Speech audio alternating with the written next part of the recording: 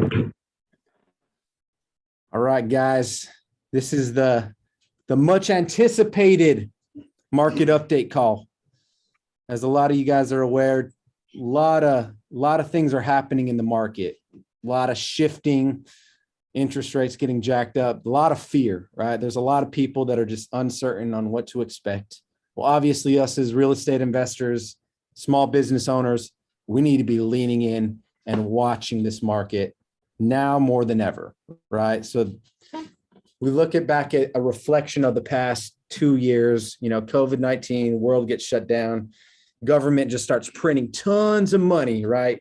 Spiking inflation, which is where the strategic angle that the big institutions and hedge funds started infiltrating the market, right? So we look back at the progress of that. Well, Wall Street identified single family real estate as an investment class, right? So now we got Wall Street, pension funds, big institutional money in the market that just start cleaning house, right? Paying way more for houses than any cash buyer we ever really saw, right? And so stimulation, right? QE, quantitative easing, government continued to print money, more inflation, value of a dollar losing its buying power. And then early this year, right, discussions have been taking place a lot with the Fed, right, the Federal Reserve, talking about where the money supply is going, right? So in its simplest form, print a lot of money, you lower interest rates, right? Making money more accessible across the board, right? So real estate buyers have way more buying power. To put this in perspective, if you look at interest rate at, we'll say 3%, right? 3% interest rate against 6% interest rate, the amount that the borrower would be able to qualify for, right? Someone that qualifies for we'll say a $500,000 house at 3% interest rate. Well, when they tighten that up to 6%, that same borrower that could have qualified for a $500,000 mortgage beforehand would get pushed down to like 350, right? So think about like a suction cup, a vacuum cleaner, basically sucking some of the liquidity out of the market, right? So when the Fed tightens rates, what they're doing is essentially they're pulling some money out of the market, making it harder to access, right? Making it less accessible for the consumer. So the big question, what does this mean, right? What does this mean for us as real estate investors? Obviously, the hedge funds are a big play, right? Like our majority of our program, yes, we got a lot of training and education around, wholesaling in general, but our main play, right, internally, and you guys know, is really sourcing deals that fit the institutional investors buy box, right? So I've heard a lot of people like kind of freaking out. Hey, these big hedge funds are pulling out of the market. What are you seeing? What are you hearing? As of now, we've seen two players have paused acquisitions, basically indefinitely until further notice, right?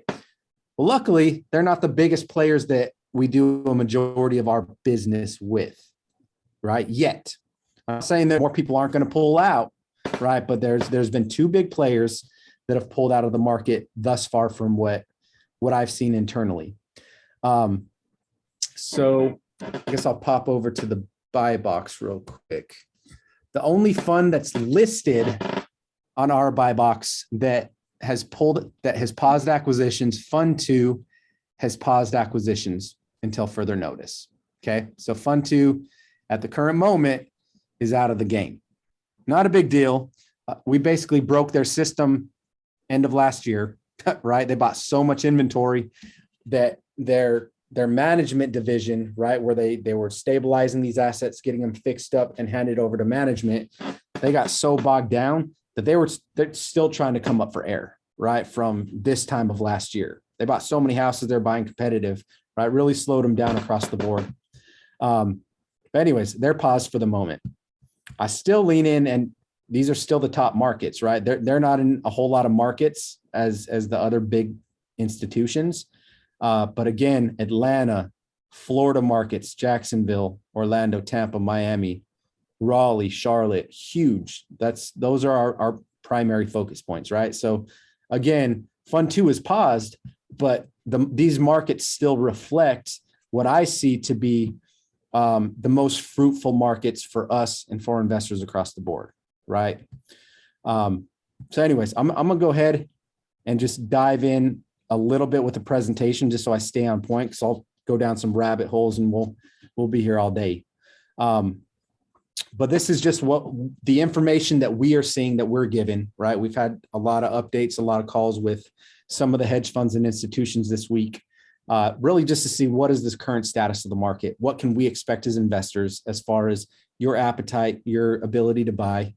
Luckily, most of these institutions, they're not relying on the banks and traditional lenders, if you will, because this is private equity groups, right? Wall Street money. It's, again, they have their own capital, but their perspective from what I see is they're restricting a little bit, right? They're getting more conservative on what they're willing to pay for houses, and they're anticipating the bottom, right? You guys will hear me say that a lot over the next couple months.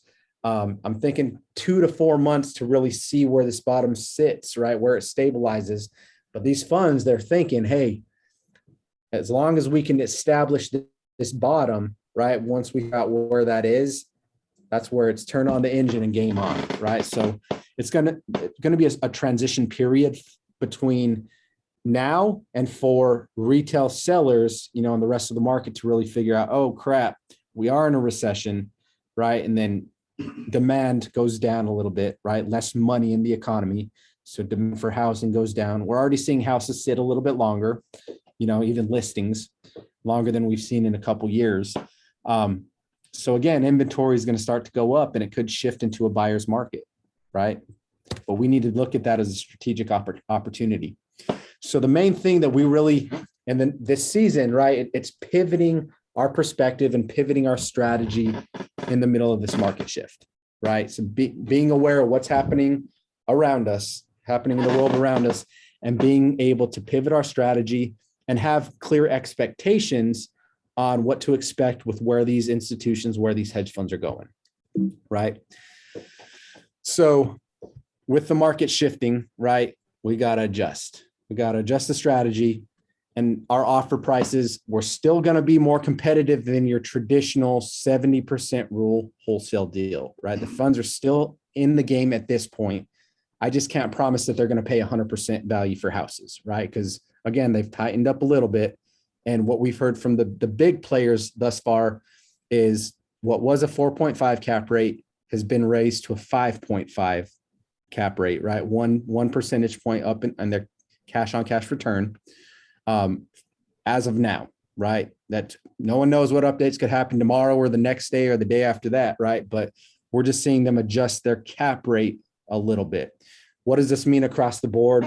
Really hard to break it down on a percentage basis for the overall market, but I'm going to go on a hunch and just assume, instead of assuming the funds are going to be paying 100% ARV minus repairs, we can expect them to probably swing in anywhere between 90 to 95% ARV minus repairs. Lisa, would you say that's accurate? Lisa sees everything on the dispo end, right? That's her baby. So I have the big strategy calls, conversation with the funds, right? But she's got like the deal by deal basis insight on what she's saying. So what would you say? So the funds have multiple investors that have like vesting partners, if you will, that are their money backers kind of thing. So each fund has different investors that are working with them to back the funding. So some of them are not as risky, being as they are unsure of where this is going, or they're very sure and they're like, oh, well, I'm going to buy this because, guys, this is the one thing. When the market goes down, that's when the rich people buy it up. So the hedge funds aren't going anywhere for the most part. I can tell you that 1 in 3 are not going anywhere. Those are going to be the top dogs that are going to be like, yes, I want that house. Now, here's the thing. Ben's right. They're not buying at 100%, and that is what we're seeing. He was right on the cap rate.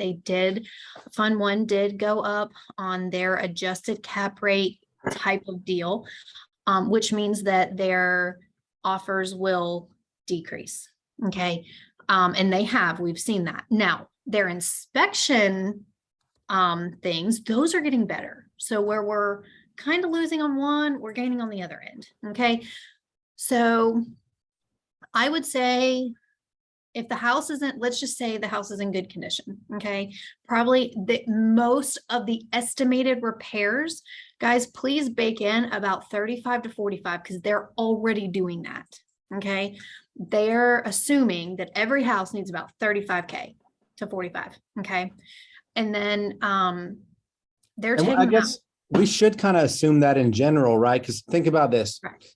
It's a good rental property, been rented for 5+ years, right? We can expect on average that house is going to need paint throughout. It's going to likely need new flooring. And at least half of them, even in good condition, are probably going to need some updates either in the kitchen or the bathrooms, new vanity, right? New whatever it might be. Not even to mention like AC and roof. Average age of lifespan of a roof, 15 years. Average lifespan for an AC unit, roughly 15, right? So if the major systems in the units in the houses are older than 10, 12, 15 years, well, you can also expect that they're accounting for that. Right? So even a house that's in generally pretty good condition, like myself as a landlord that holds property, I expect every 5 or so years, right, we're going to have to dump some money into it. So, especially because they are going towards the A and B class assets in nicer neighborhoods. Most of these houses are 1,800 square feet, 2,000 square feet, 25, they're larger houses than your small shotgun house, right? So a little bit more space, a little bit more. So I guess the one thing I want to touch on that real quick is for those that are new or newish or not familiar with prices of like flipping or anything of that nature, you think $35,000 goes a long way, but when you add $7,000 to $9,000 for a roof and $5,000 to $7,000 for an AC unit, and then paint and carpet alone is going to cost you another 10 grand, there goes your 35. And so God forbid the kitchen or the bathroom need updated because those are anywhere between 5 and 7 in piece. Kitchen renos can go up to 10. So point being, when you think, oh, it doesn't need that much work, well, to your eyes, it may not, but to theirs, it does. And they have to bring it up to their rental market standards that they have for their company. So, keep that in mind that everyone's good condition doesn't match the seller's good condition. Does that make sense? So that's just a rule of thumb on pricing when we are looking at rehab numbers. Anyways, with that being said, they are not coming at us with retail value anymore. Now, what I wanted to touch on was those that are going on market. I wouldn't say that I would say maybe about 75 to 80% is what we're looking at. Okay. Is what they're on coming their at. offer or where the B contract needs to be. That's their offer to us.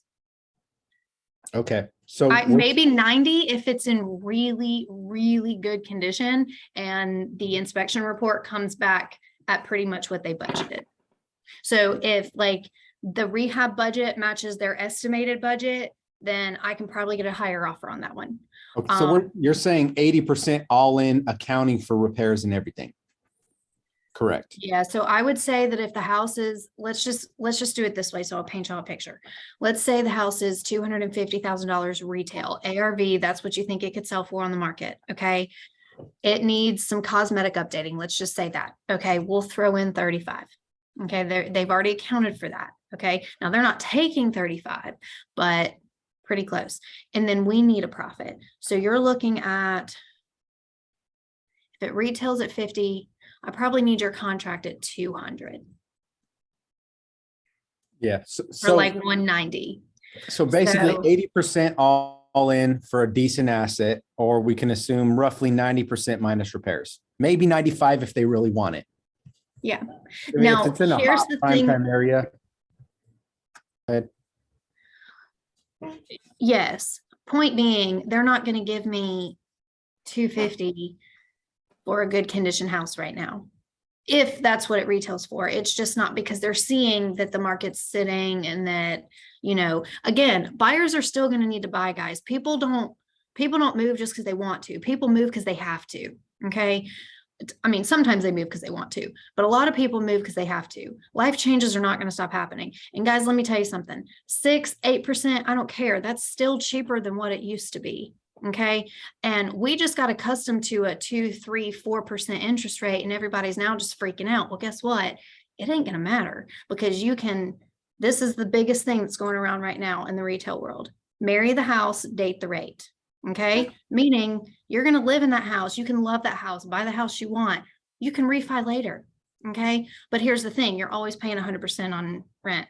So now I know I'm talking, that doesn't matter for you guys because you're not retail people, but I'm just saying people are still going to need to buy. The hedge funds are still buying. They see that, like Ben stated in the beginning, that because people's buying power went down, they're like, oh, well, we're going to wait until we can buy the house we want to buy, or we want the $500,000 house. So we're going to wait till we can afford the $500 house again. Right. So they're renting. So the rental market is going up. Well, hello, that's where the hedge funds shine, because that's what they do. They're buy and hold investors.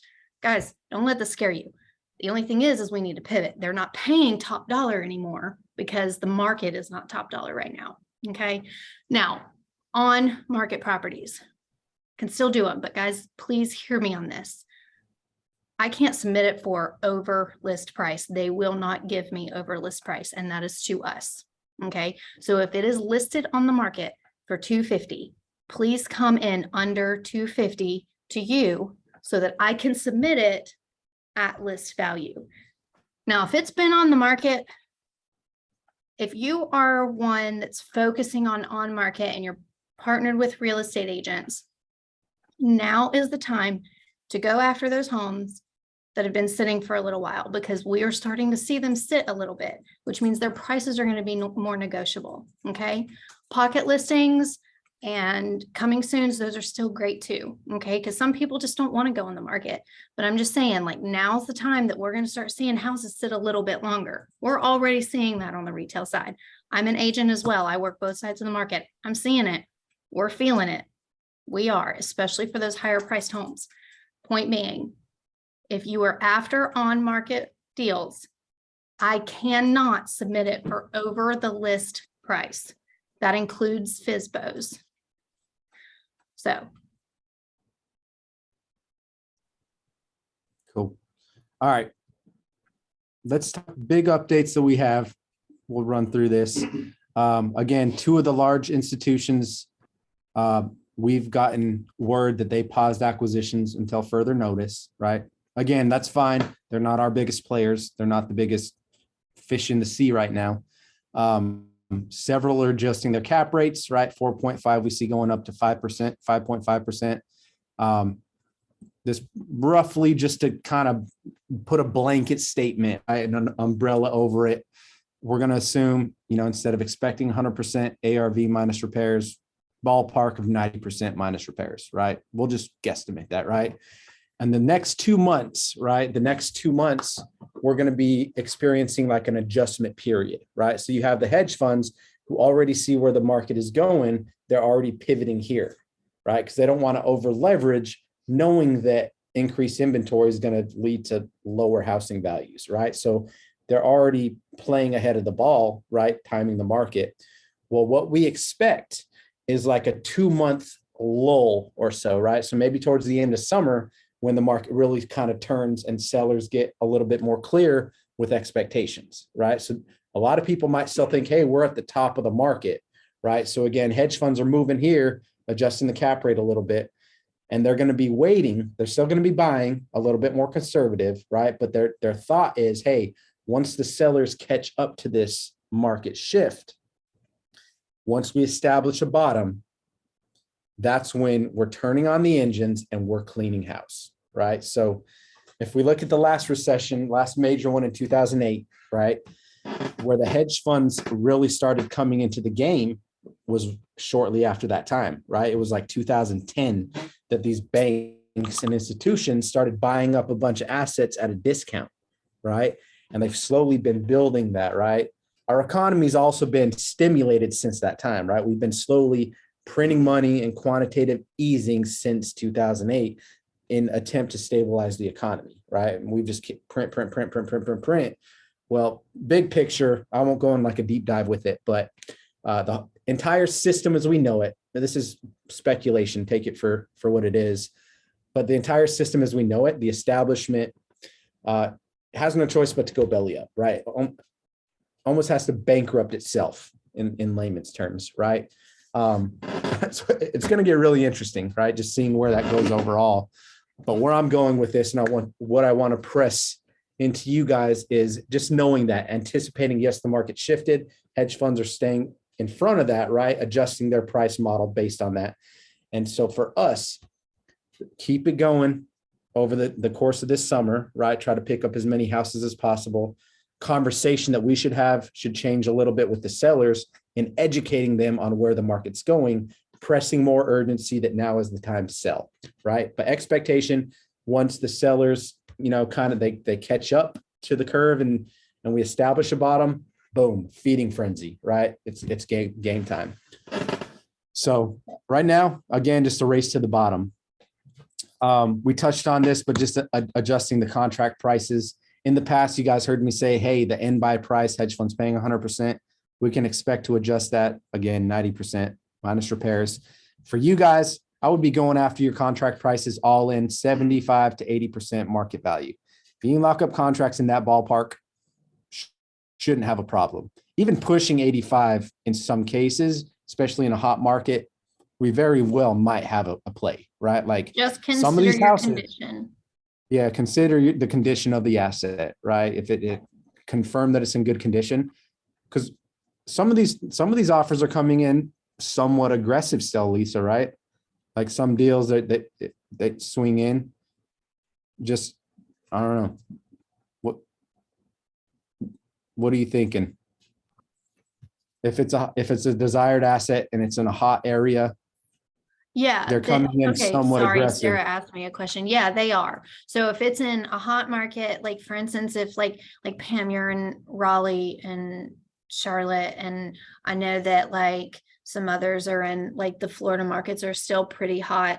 They're not giving me 100%, but those are the strongest offers I'm seeing. So if you can get a good condition home, yeah, they'll give me 80, 85, maybe 90. 90's pushing it a little bit, but maybe 90.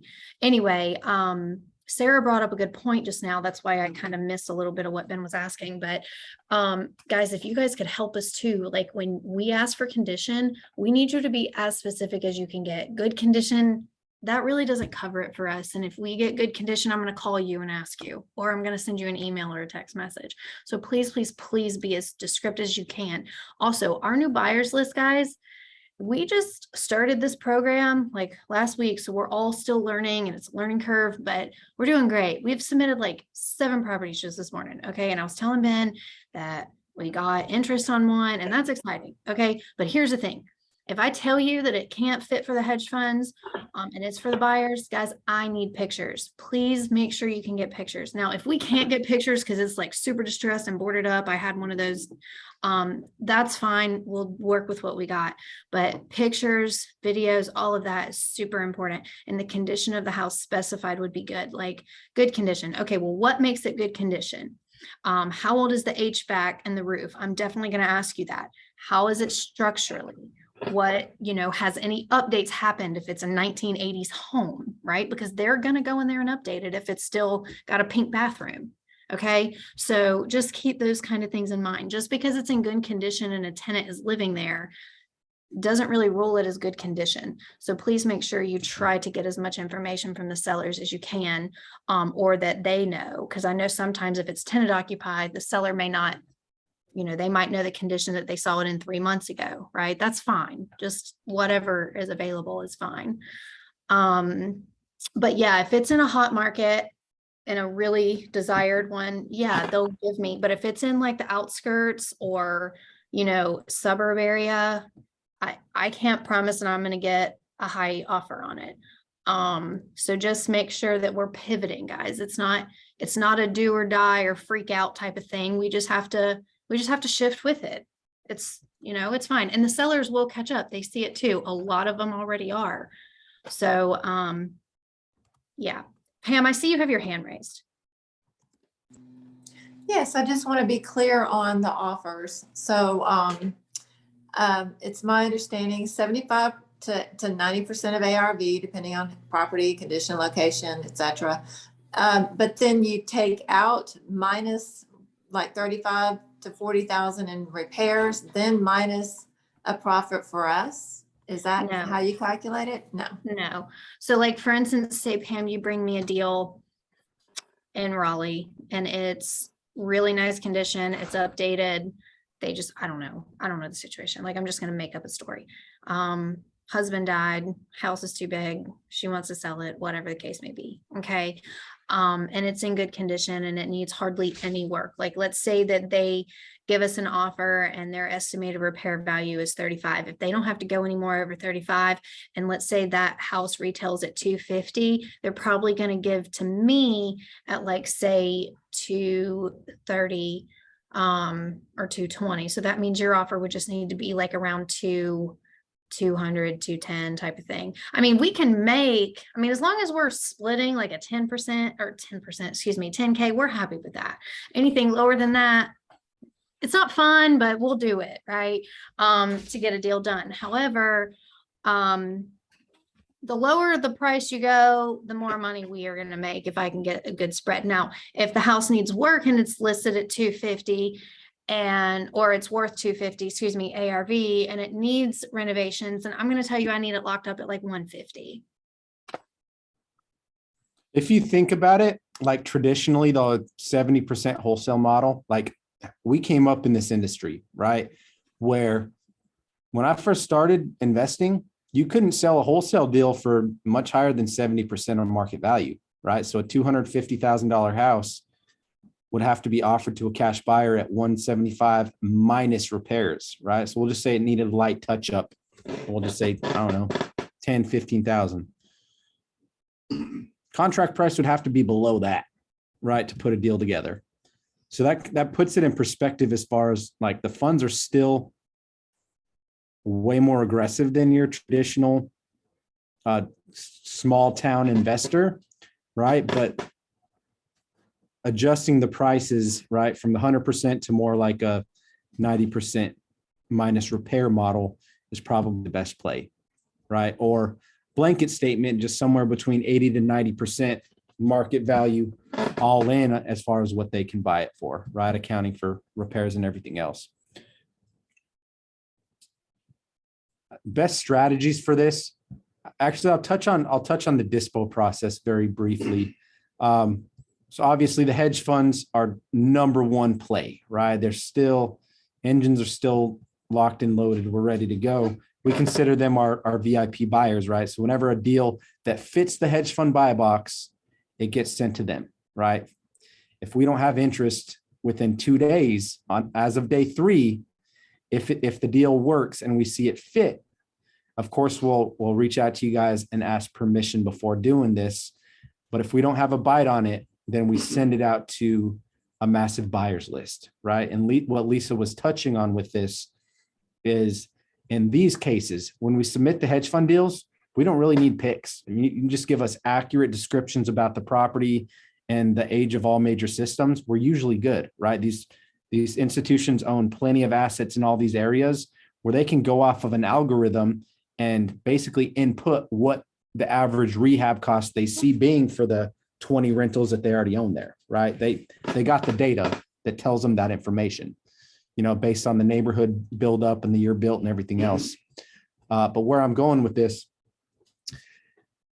with the market turning, right? It's going to cause us to put it in a little bit more diligence, right? So the days of just listing a house and selling $50,000 over market value, because most competitive real estate market we've ever seen, those days are they're gone for now, right? This isn't just, hey, one picture or no pictures, send it and go. We do need to be a little bit more diligent in how that's presented and marketed, right? Again, the hedge funds are still here, but knowing that, you got to have as many eyes on these things as possible, right? Not just being a one-trick pony, but having visibility and the ability to send this out and have massive nationwide buyers at our disposal, right? Again, list a house and just, expect mad offers. It's going to take a little bit more work and diligence on everyone's end. So the time, tightening up the systems, now's the time to really build that up, right? But by day 3 to 7, heavy follow-ups on the hedge fund offers or any other offers moving towards inspections. If we don't have anything by day 10, probably not a deal, right? Probably don't have much interest in that property or the price is too high. So the conversation at that point becomes this: hey guys, we'd reach out. Hey, it's day 10 here. Looking like we're probably not going to get an offer at the current price, right? Now's a good time to have a price reduction. I have this written out just for a basic, one size fits all on how you guys can reach out with the price reduction with the sellers, right? We've had contracts reduced $50,000 before. I kid you not, right? But it's being able to connect with that seller, let them know that you really care, and you're not just some dick that's just pressing them around and just trying to move their property. You're actually communicating with them and letting them know that you're still here to serve them to the greatest capacity that you can, right? But you just can't work where the current numbers are. And guess what? Expectations are going to settle in these next few months, right? So having some of these difficult conversations is going to create more opportunities for you guys, right? So in the circumstance that, let's say a contract's too high, a fund doesn't pick it up, whatever the case might be, and you have to have this phone call, very simple, right? Hey, Mr. or Mrs. Seller, just wanted to give you a follow-up in regards to your property at 123 Main Street. Upon inspecting this property, right, or upon getting feedback from the underwriting department, however you play that out, right, it looks like the property needs a lot more work than we initially anticipated, right? Or it looks like the property is actually a little bit more out of scope. Underwriting department shot this offer down. I very seldomly see this, right? But obviously with us working with these big hedge funds and institutions, I don't have much control over them shooting down a deal, right? As much as I would love to make this work, it looks like, we might not be the best play here, right? I can still put something together here, right? We could still push this to the closing table, but in order to get there, right, we have to come down on price. I'm not by any means asking you to do that, right? I encourage you to think about it, pray about it, talk to your spouse or any other decision makers about this and figure out what's the next best step for you, right? You're coming down to their level. You're letting them know that you care, right? And you're giving them the option. You're not forcing their hand. You're not telling them to come down on price, but you're giving them the option and you're telling them where you need to be in order to make the deal work, right? That phone call in itself could probably make you $100,000 this year. Like, I kid you not, right? Those hard conversations, just to be prepared for them, right? Those can be taking place over the next couple of years. Yes. So in regards to the land, I got your message this morning about the Cleveland. Cleveland's probably not the best place for us, at least for land. I just don't have a whole lot of development players in that area. And the economic growth in Cleveland, I don't see the demand there as much as, some of the Sun Belt down, Florida, Atlanta, Charlotte, Raleigh, the little pocket on the panhandle going up on the southeast.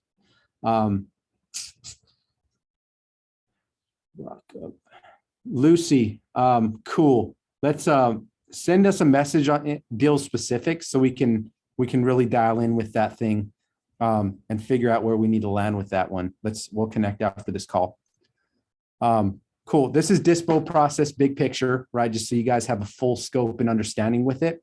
So just expect, right, if it's not a rock solid fit for the hedge funds, having a solid process where we can go after the pictures.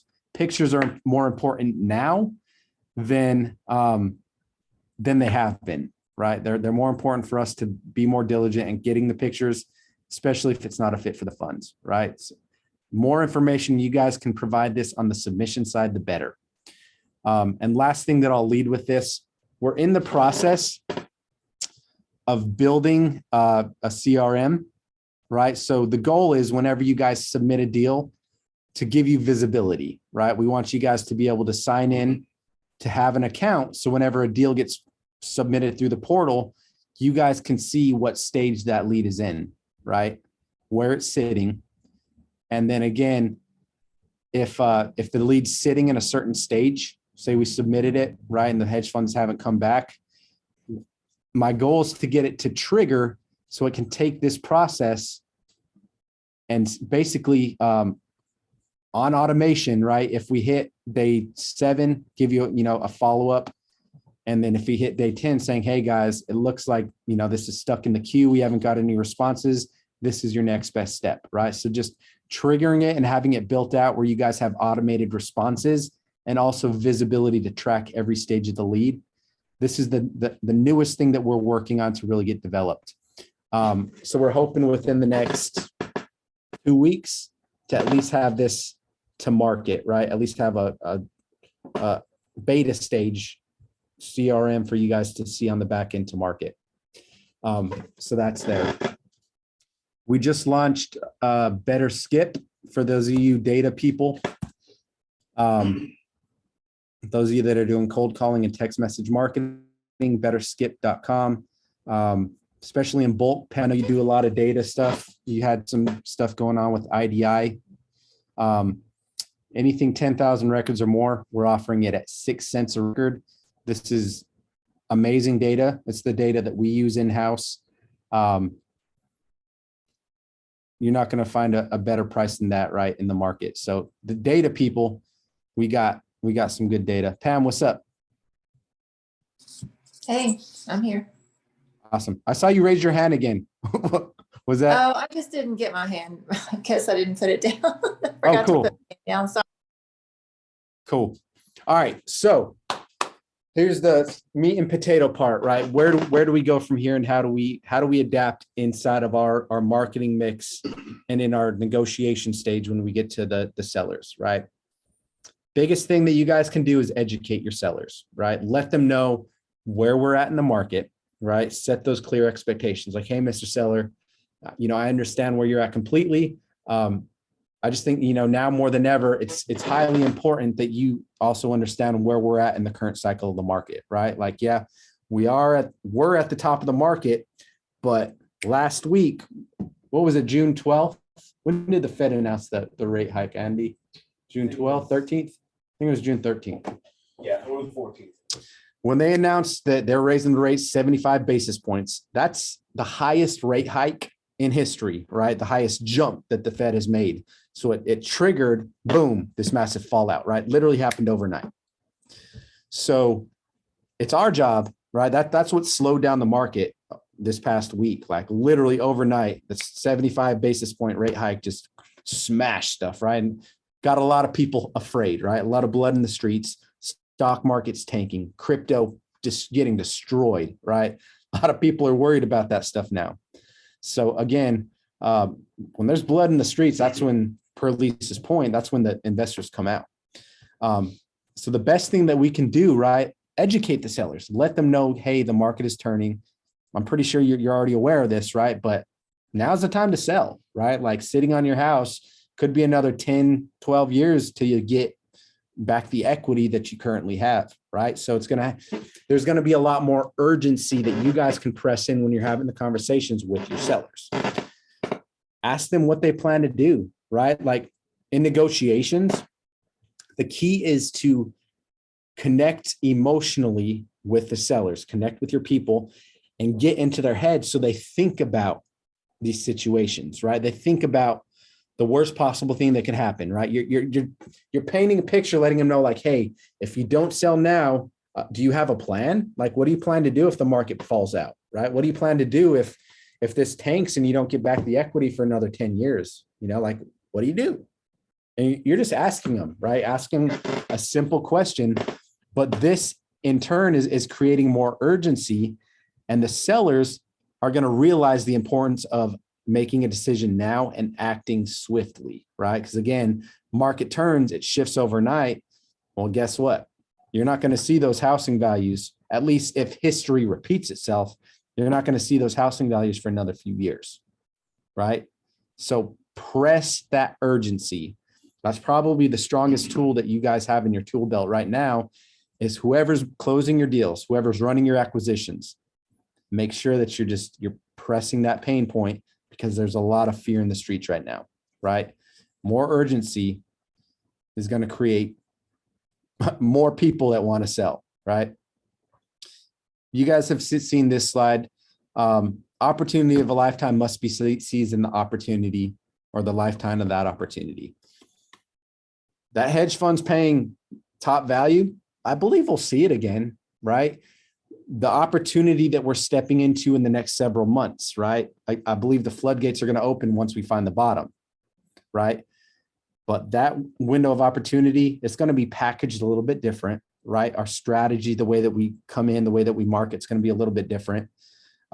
Probably a smart idea to go after some pre-foreclosures, right? We're going to see a lot of mortgages starting to come due, a lot more foreclosures hitting the market.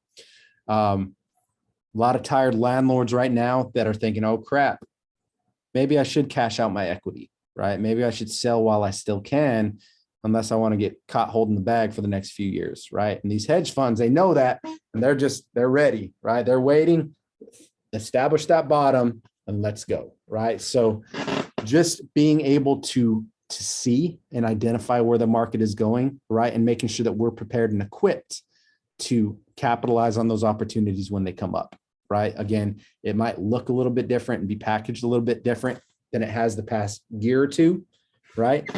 But there's still going to be massive opportunities. Believe me when I say this, the most wealth is created in recession, right? Wealth, it changes hands, right? So yes, we're experiencing the largest separation of wealth in history, right? All the weird inflation and the market manipulation and all this, money printing. We're experiencing a massive separation of wealth. And it's not money getting destroyed. The money's not going somewhere, but it's changing hands, right? It's changing hands. So knowing that, having that knowledge and being able to position ourselves in a unique place in the market, real estate agents should be scared for their lives right now, right? Because traditional real estate as we know it, it's never going to look the same. It's not. The market has changed so drastically, right? Investors, we're starting to see more agents come into the investor side. I call it the hybrid model, right? But real estate investors, guys, we have a unique place in the market if we have the ability to really tune in and execute different strategies, right? We really do. Recession ahead. It's already here. We got a unique edge in the market, right? Just being able to adapt. So people are fearful right now, right? Even in bad times, people still need to sell houses. People still need to buy houses. And guess what? These hedge funds are going to be cleaning house once we find that bottom, right? So that's why. So he says we should fear realtors. I work both sides, guys. Now I'm more full-time on this side, but it's not just everyone in real estate. If you're going to play the game, you gotta play the rules that are at hand in that season. So it is, you just got to shift with it. That's what it is.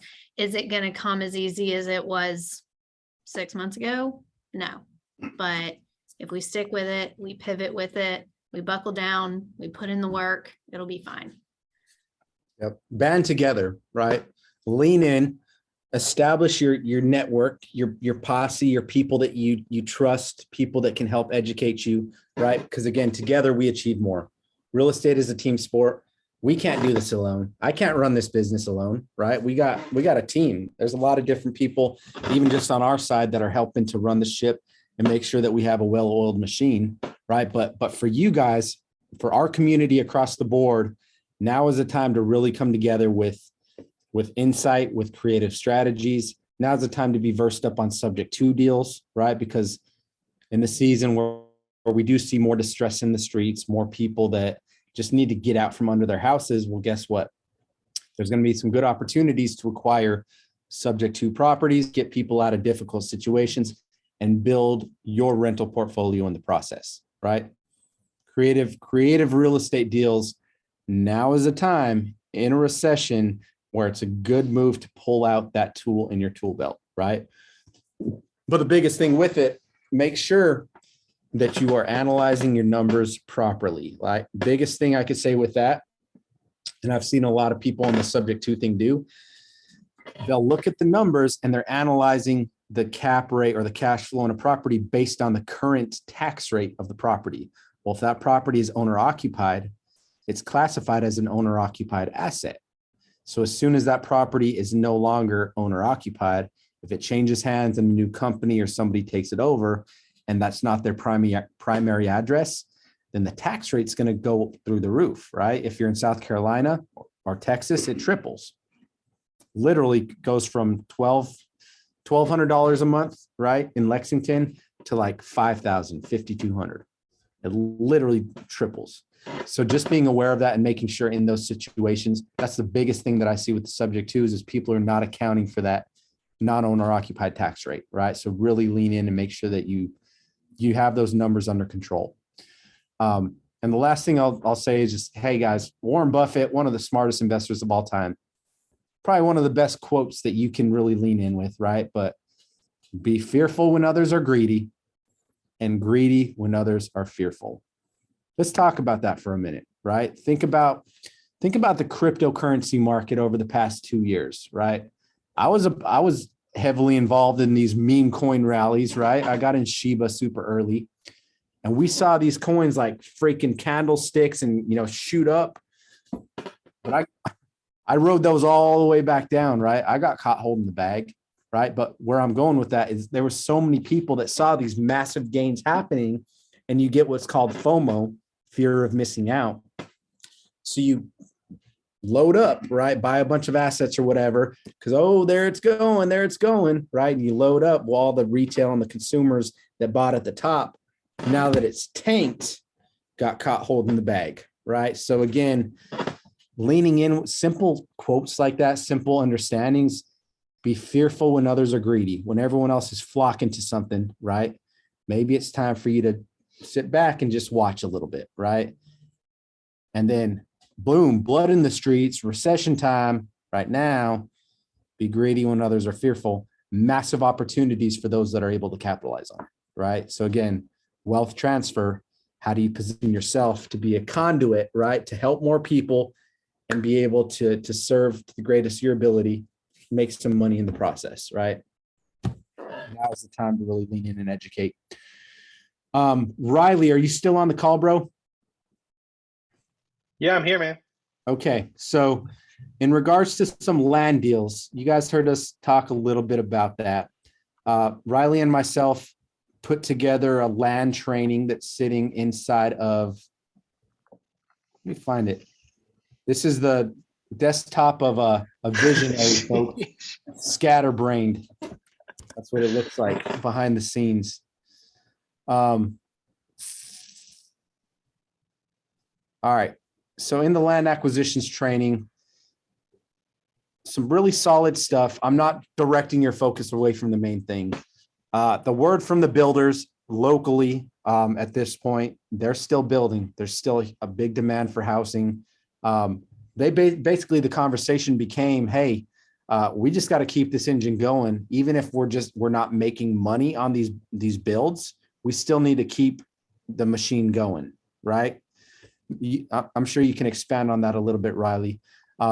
South Carolina, we're wide open. We have some really strong relationships with land deals, right? It's packaged a little bit different. The conversation, the negotiation looks different on that.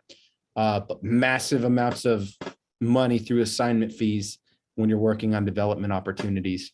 Again, don't get scatterbrained and try to chase every opportunity you can, because you accomplish absolutely nothing when you're trying to capitalize. I'm trying to go in too many directions, right? You got to have laser sharp focus. That's the best piece of advice I could have. However, if you happen to have a little knack and land makes sense, you want to learn about it, there's really big spreads in land, right? So we're currently in the process of developing relationships in the Florida markets with builders, developers, so we can really get this engine going. As of now, South Carolina is really in the buy box. Riley, you want to expand on that for a short second? Yeah, real quick. I'll try to make it quick. But for one, if anybody's going to submit land, I highly suggest like watching all of the training videos, because there is a very different process to normal wholesale. So please help us out, if you are going to submit some things, because yeah, there's just a lot that goes into it. Too much to talk about on the call. But so as far as South Carolina, the main areas, I'm working on a map to actually, be able to show you guys and see what exact areas our builder partners are looking for. But to give you at least a rough idea, it would be the upstate, most of the upstate, all the way across from Anderson, and even all the way over into what's that city, Walhalla, all the way over to Cowpens. So that entire stretch, and then the Columbia metro area, and then the Myrtle Beach area, and some of Fort Mill. Or is it Fort Mill, Fort Hill, whatever it Fort is? Mill, Lancaster, Rock Hill area. Yep. So all those areas, 1, 2, 3, those 4 kind of regions are the main hotspots for South Carolina right now. And I would say, like I said, watch the due diligence videos, learn how to kind of do a really basic underwrite before trying to submit anything. And then surprisingly, the opposite of the hedge funds, we don't want you to submit anything that's, I say we don't want you to. Ideally, don't get it under contract. Obviously, we'll do JV agreements with everybody to make sure people are protected. But we have a very specific development contract that needs to be signed, with these builder partners that they've helped us create, so that it meets their timelines and all that's needed for planning and zoning. So we want you to have the conversations with the sellers, make sure they want to sell, get an idea of purchase price, let them know the kind of timelines they're looking at, make sure they're still okay with that.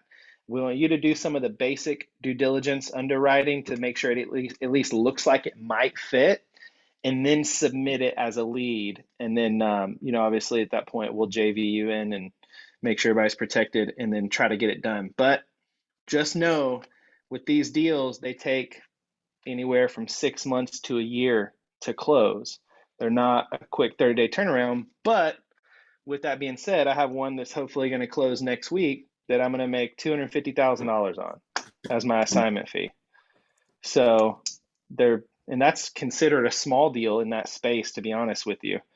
And then I'm working on building relationships with a couple people nationwide, so we can start trying to look at things outside of South Carolina pretty seriously. But right now, it's just South Carolina. Yeah. Yeah, there's a lot of infrastructure and building with those teams and what that looks like. But again, strategic development partners in some of these different markets, that's what Riley's working heavily on behind the scenes, getting this process built out. So again, I don't see builders slowing down a whole lot, right? The demand is there. They're built out. They don't want to lay a bunch of people off. Yeah, think about it. They got huge, contractor teams that work just for them, all these people that are just on their payroll, and they don't want those people to be let go and then have to rehire if the market, starts turning back around, and they just want to keep the machine going. Yep. Also, like unique stuff with commercial development opportunities, not only the single family, but commercial stuff. Industrial warehouses, mostly in Atlanta, South Carolina, Sunbelt regional. Those are big. Some mixed use industrial spaces. There's some interesting opportunities. So if there's a deal, an opportunity that you don't completely know what to do or look at or underwrite, we have the team on the back end that can help work with those as well. As far as size of the land, I'd say 5 to 100 plus acres. Right, Riley? Yeah, that's what I was going to ask, Ben, because sometimes we get a lot of inquiries on lots, and I'm not real sure what to do with those. So that was my question, is the size of the land like minimum, because we do get asked a lot about lots that people come across. I would say, Residential. Go ahead, oh, go Riley. ahead. I Okay. was gonna- I was gonna say for residential lots, if that one's tough. With most of these builders, they'll do lots here and there, but it's not kind of really what they're trying to focus on. And so if we start submitting them at too many lots, they're kind of just gonna drag their feet on them, and they take a while to get back to us. They kind of use those to just fill the space. So we can do those if it's a really good deal. But ideally, you want something that can be subdivided, and typically some kind of road put in. Like, I think 5 acres is a good bottom number. If there's a crazy killer deal that's less than that and it just makes total sense for whatever reason, obviously let us know. But I would say 5 acres to however many. I mean, 100 I plus. know a couple developers will do 300 plus acre tracts. So Yep. And commercial, we'll say 1+ acres. Now it take a lot of time to really dive in with what that looks like, but there's a lot of insight in this training on what that looks like. So anyways, that's just a random forethought. If you guys ever do run into an opportunity, obviously do some basic due diligence and go through the process to understand what you're looking at, right? And get familiar with the city and county specific GIS maps, right? The GIS system on the land deals, that's your best friend, right? You want to learn how to use those, how to navigate them. Every county is different. Some of them are stuck way in the past and they don't have as many tools with it. But I'm telling you, some of those things, the better you can get to use them, and we'll deliver some more value and education around that. But the more you'll be able to spot opportunities, especially when you're seeing like heavily developed areas. Watch some of the training. There's some good stuff in there. What else we got? Touched on that. Yep. Carrie, free that tract of land in Lexington, dude. That's prime time. You need to have a reality talk with old Betsy. We'll call her old Betsy. Sanford, boom. Sounds, yep. Septic tanks, no septics as far as the hedge funds, right? However, if you can get these deals at a little bit more of a discount, you're locking it up at 75%, maybe 80% market value in a good area. We can still likely send that out and get an offer. We just need more photos and a lot more information in order to send that out to a larger buyer's list. Cool. Sounds good. Submitted a deal Monday. Awesome. Yep. Team should be with you. They should have sent out a confirmation in regards to that being submitted and what that looks like. I have a question. Yeah. What's up? What's up, Chantel? Do you have at least one market that take heavy repairs? Yes. Please. Yes. All markets, heavy repairs. If you're buying at deep discounts, we can do a nationwide email list now. Okay. But we need pictures. That's the main thing. We need pictures. And it's hard when it's out of state sellers. That's the thing. They're all the way across country. They haven't been to their own property in years. So that is getting hard. And they give us permission to go inside, but they tell us straight up, oh, bring a drill. All right, check it. I'm posting these 3 resources here in the chat. These are some good companies that service that.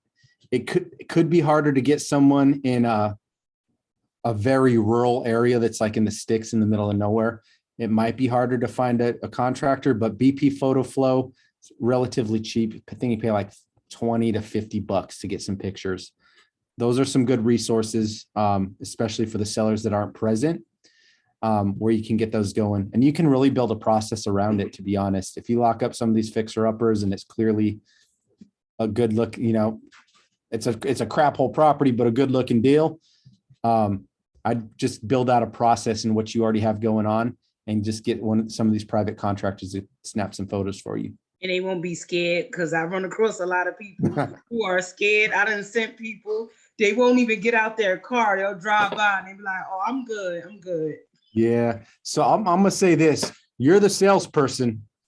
Whatever you got to do to sweeten the deal, right? If they got to duck and weave and jump fences and run from dogs, you better tip them.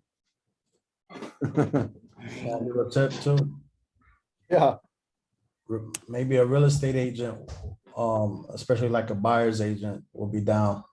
Yeah, that's true. That's true. And Chantel, you're good with that too. You build your teams with agents. You do a lot of on-market stuff, just one of your strategies. But yeah, getting that team member that's all about that life. Off markets are actually harder than on markets because with the off market, I mean, you don't have that. You're on your own, then you have to make a way to, I'm gonna use those websites to get the photos because that's where I'm having the issues with those boarded properties. Yeah. Yeah. Well, I think we got some interest on one of yours today. I'll have to get with Lisa and the team on it. But one of those distressed ones, it sounds like we had some inquiries on it. I don't know which one. You sent like 3 of them. Chantel's a hustler, man. She gets out there. Hey, we're selling Victory Street next week, Chantel. Oh, wow. Congrats. Yeah. I brought our contractor in and he basically had to jack up that floor and he added some joists and some new plywood.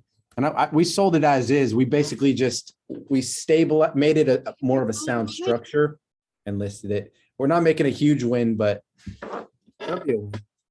Nice. Yeah. Hey, I was picking up Mackenzie and I heard my name. Did I miss something? Does somebody need help? I think you're golden. I don't know. Oh, okay. Anyone Okay. need Lisa? Well, I just heard Chantel say Lisa, and I didn't know if it was a question or something, but I was picking up Mackenzie from Cheers, so I was just making sure no one needed anything. No, you're Well, good. I actually do need something. This is Lucy. I just need you to look at the notes that we have on one of the properties you wanted me to lock up. I just need you to Yeah, give so me we're some having an feedback. issue. We're having an issue with the spreadsheet. It's not letting me put notes on it. And I told Christy and she sent me another one, but I'm still having the same issue. I think I'm just going to reply back to her email, my notes, but they'll only be to her. The spreadsheet's not letting me make changes. Okay, I'll let her know that as well. Thank you. Okay, you're welcome. I just have one more question about the, so you have now a nationwide list of buyers, right? Through We something do. you guys joined. And what if I have like a property that certainly one of the local investors here might be interested in, but I could get a higher offer from taking it through your channels. Would that be something you guys would be interested in? Yeah, I'd be more than happy to send it out, right? And you can gauge and look at what type of offers come back, and then be like, okay, does this make sense, right? Or if you think you're going to get a better play with one of your local people, you can always pursue that avenue Okay, as well, well. if you ever But get yeah. a couple of minutes, I'd like to talk to you about a couple of things. And Absolutely. see how we could work more together. Yeah, that sounds good. Let's do it. Yeah, main thing with that, again, I don't see it taking a whole lot more in the process. It's just making sure we have pictures, right? Pictures are going to be the big important factor in that play. But yeah, if you got a deal, I'd love to send it out and we can kind of gauge that and see what the offers that we bring in look like against, any local investors for sure. Cool. All right, guys. I think that's all I got. Andy, do you want to drop some nuggets, man, and just kind of talk about what you're seeing, what you see in the economy? Andy's he's our videographer, but he's also big on our crypto calls and some other things. Why don't you step back here and give us a market update? So this is just kind of broad market in perspective of what he sees in the consumer's minds, right? It obviously relates to real estate. It's not real estate specific, But it ties into everything that we're talking about. Yeah, I'm definitely not qualified on the real estate side, but I'll tell you, Baby I G. I'm gonna start calling you that. Baby G, that's what I go by. I do see a huge opportunity here, though, and that's why I've even told Ben I'm actually going to be making my first phone calls tonight for acquisitions and just cold calling, because I think there's going to be a major opportunity here. It's like Robert Kiyosaki always says, you make your money when you buy, and you got to see what the Federal Reserve does. But I do, I think people need to realize that as a country, the Federal Reserve, which is not, it's not a federal, it's a private for-profit bank, right? We've been in emergency spending. That's what qualitative easing or quantitative easing is. That's emergency measures when it comes to the economy. We've been doing that as a country since 2008. And the reason they've been doing it is because they've been trying to fight deflation. And I think I follow a couple cyclical economists, and I think we're going to have one is the everything bubble. So there's probably not going to be anywhere to hide. But again, with that, there's a lot of opportunity because you got to realize the reason people think deflation is bad, and at least the government economists say it's bad, is because your top Fortune 500 companies, and especially in the United States, are very over leveraged. Anybody over leveraged when you go into deflation is probably going to have a tough time. And they're really protecting those companies is what they're doing by printing the money. They're not really looking out for the average American or anything like that. So deflation is a good time. It can knock out zombie companies that aren't really producing or satisfying the customers. It's really a correction, if anything, if you want to view it that way. There's a huge, the baby boomers, a lot of them have two houses, and they're probably going to be selling their second home, when the 401k goes to zero.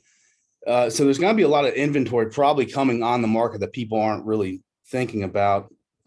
So I do see deflation coming, but again, you got to watch what the Fed is going to do. If they keep raising interest rates, yeah. But again, it's a mindset. One of my old business mentors was a realtor back in the 70s, back when, Paul Volcker was the federal chair. And I want to say prime, it's like the best interest rate you can get was 19%. And he had his best year. He sold 120 homes that year in Sacramento County, California.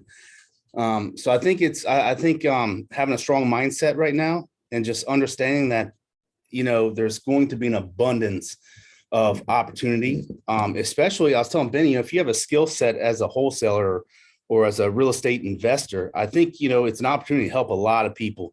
My mom had to file bankruptcy years ago on her house. The only thing she got out of that deal was bad credit. If somebody would have called her on the phone, a real estate investor or a wholesaler, heck, she might have been able to at least get a moving truck paid or something. Yeah. She would have gotten something out of the deal instead of bad credit, So I think we're going to have a roller coaster. I think Fed's going to probably raise interest rates some more. I think we're going to see deflation. And I think from a knee-jerk reaction of that, they're going to do the only thing they know how to do, and they're going to carpet bomb. They've been helicopter dropping money. I think they're going to carpet bomb it, and then we're probably going to see hyperinflation. Which again, though, if you can buy up, I think it's a perfect opportunity to start getting assets when the deflation happens. And again, these hedge funds aren't going to stop. They know that if anything really bad happens, they'll get bailed out for one, like 8, and they're thinking 10, 20 years out. So I think it's a perfect storm, but a perfect opportunity. And that's why I'm trying to learn as much as I can and get in on this. So that's about all I got. Yeah, I like it.